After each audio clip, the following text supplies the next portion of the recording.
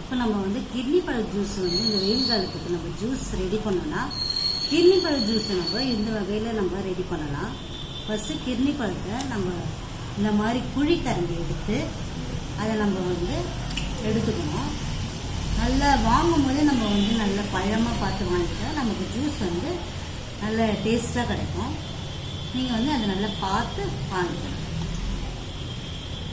கிர்னி பழம் வந்து நமக்கு உடம்புக்கு வந்து ரொம்ப வெயிலுக்கு ஏற்ற மாதிரி நமக்கு குளுமையை தரும்.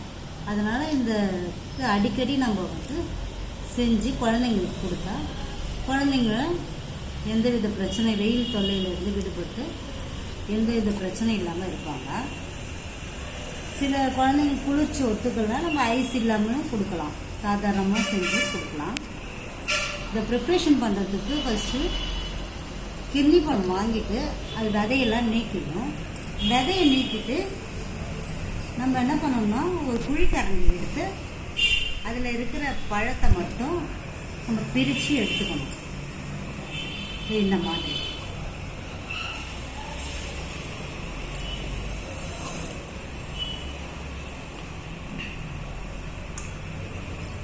பழமாக இருக்கிற கிர்னி பழமாக வாங்கிட்டா நமக்கு கொஞ்சம் ஜூஸ் பண்ணுறதுக்கு கொஞ்சம் வசதியாக இருக்கும். இப்போ பழத்தை நம்ம பிழிஞ்சு எடுத்த உடனே அதை வந்து மசிச்சு விட்டுணும். கரண்டை வச்சு மசிச்சு விட்டுணும். மசிச்சு இந்த மாதிரி செஞ்சுட்டு கரண்டி வச்சு நல்லா மசிச்சு விட்டுணும். பிறகு கொஞ்சம் சர்க்கரை எடுத்து நமக்கு தேவையான அளவு ஒரு 3 ஸ்பூன் சர்க்கரையை அதில் போடணும்.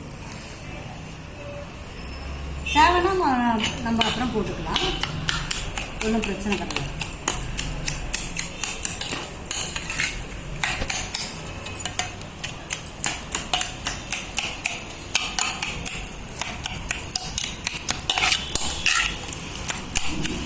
இது ஜூஸியாக வரணும்னா நம்ம வந்து இந்த மாதிரி நல்லா மசிச்சுக்கிட்டோம்.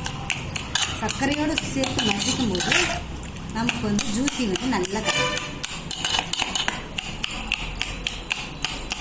இது வேணும்னா நம்ம ஐஸ் தண்ணியிலையும் கலந்துக்கலாம், ஐஸ் போட்டும் போட்டுக்கலாம். சில குழந்தைங்களுக்கு வந்து ஐஸ் ஒத்துக்காது. அது மாதிரி ஐஸ் ஒத்துக்கடா நீங்கள் சாதா தண்ணி விட்டு செஞ்சுக்கலாம்.